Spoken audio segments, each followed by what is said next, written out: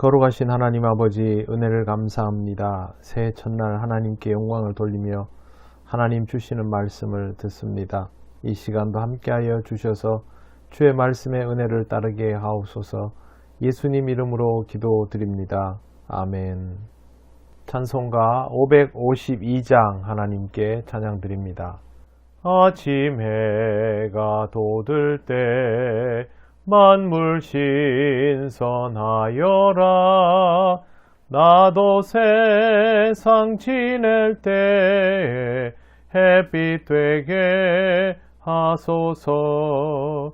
주여 나를 도우사 세월 허송 않고서 어두운 세상 지낼 때 햇빛 되게 하소서.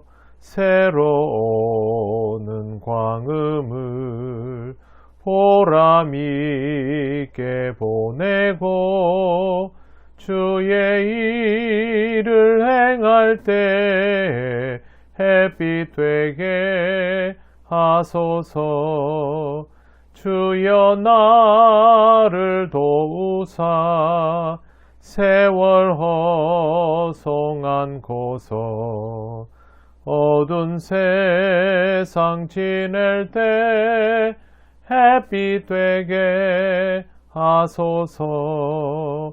한 번 가면 안 오는 바른 광음 지날 때 귀한 시간 바쳐서 햇빛 되게 하소서. 주여 나를 도우사 세월 허송 않고서 어두운 세상 지낼 때 햇빛 되게 하소서.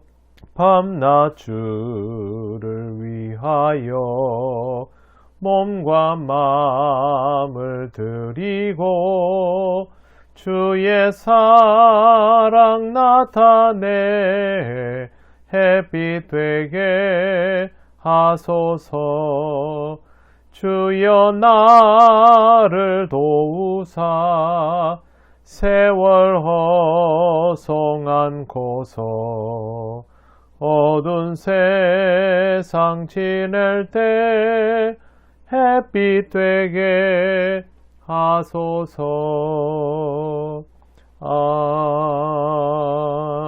아멘. 하나님 말씀 사무엘하 18장 6절에서 9절입니다. 말씀을 봉독합니다. 이에 백성이 이스라엘을 치러 들로 나가서 에브라임 수풀에서 싸우더니 거기서 이스라엘 백성이 다윗의 부하들에게 패하매 그날 그곳에서 전사자가 많아 2만 명에 이르렀고 그 땅에서 사면으로 퍼져 싸웠으므로 그날의 수풀에서 죽은 자가 칼에 죽은 자보다 많았더라. 압살롬이 다윗의 부하들과 마주치니라. 압살롬이 노새를 탔는데 그 노새가 큰 상수리나무 번성한 가지 아래로 지날 때에 압살롬의 머리가 그 상수리나무에 걸림에 그가 공중과 그 땅 사이에 달리고 그가 탔던 노새는 그 아래로 빠져나간지라. 아멘.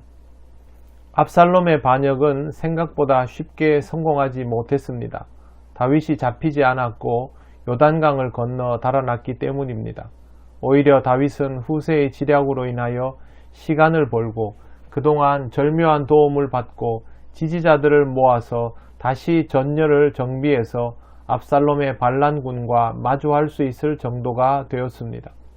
그리고 결국 전장에서 마주쳤습니다.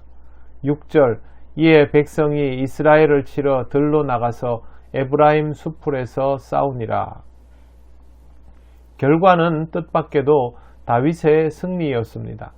7절 거기서 이스라엘 백성이 다윗의 부하들에게 패하매 그날 그곳에서 전사자가 많아 2만 명에 이르렀고 그 땅에서 사면으로 퍼져 싸웠으므로 그날의 수풀에서 죽은 자가 칼에 죽은 자보다 많았더라. 이 두 개의 구절에서 가장 중요한 표현은 에브라임 숲풀입니다. 성경을 풀어보면 칼에 죽은 사람보다 숲풀에서 죽은 사람이 더 많았다라고 전합니다. 에브라임 숲풀은 마하나임 근처에 위치해 있었는데 자세한 내용은 전해지지 않습니다만 추정해보면 이곳에 익숙하지 않은 사람들이 마음 놓고 활개칠 수 없었던 곳임에 틀림이 없습니다. 숲풀에서 죽은 자가 칼에 죽은 자보다 많았더라를 그대로 번역하면 숲풀이 그들을 전멸하게 하였다가 됩니다. 그러니 더더욱 이 부분에 대하여 집중할 수밖에 없는 것이죠. 그들은 숲풀 때문에 전쟁에서 죽게 되었다라는 뜻입니다. 나중에 압살롬 사건도 이와 유사한 형태이기 때문에 이해하기가 어렵지 않습니다. 칼이 아니라 숲이 전사자를 많이 내었다면 그것은 하나님의 섭리라고 말할 수밖에 없습니다.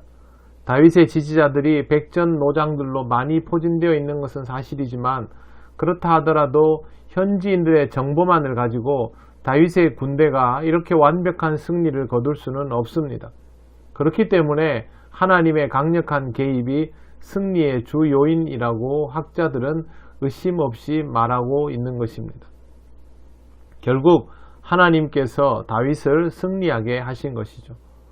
압살롬이 이스라엘 전체에서 군사를 모았으므로 당연히 수적으로는 우위였을 것입니다. 그럼에도 불구하고 이 한 번의 전투로 전세는 역전이 되어 버렸습니다. 에브라임의 숲풀에 들어온 압살롬의 군대는 그곳에서 낭패를 경험하고 수많은 전사자를 내었던 것이죠. 9절 압살롬이 다윗의 부하들과 마주치니라. 압살롬이 노새를 탔는데 그 노새가 큰 상수리나무 번성한 가지 아래로 지날 때에 압살롬의 머리가 그 상수리나무에 걸림에 그가 공중과 그 땅 사이에 달리고 그가 탔던 노새는 그 아래로 빠져나간지라. 압살롬은 머리채가 풍성했던 것으로 소개된 적이 있습니다. 그런데 숲이 울창한 이곳에서 머리채가 풍성한 것이 오히려 문제가 된 것이죠. 그의 머리채가 나뭇가지에 걸려 허공에 달려버렸고 노새는 빠져나가 버렸습니다. 아름다운 압살롬의 머릿결은 그동안 압살롬의 자랑이었는데 그것이 자신의 치명적 약점이 되어버린 것입니다. 세옹지마라는 말이 있습니다.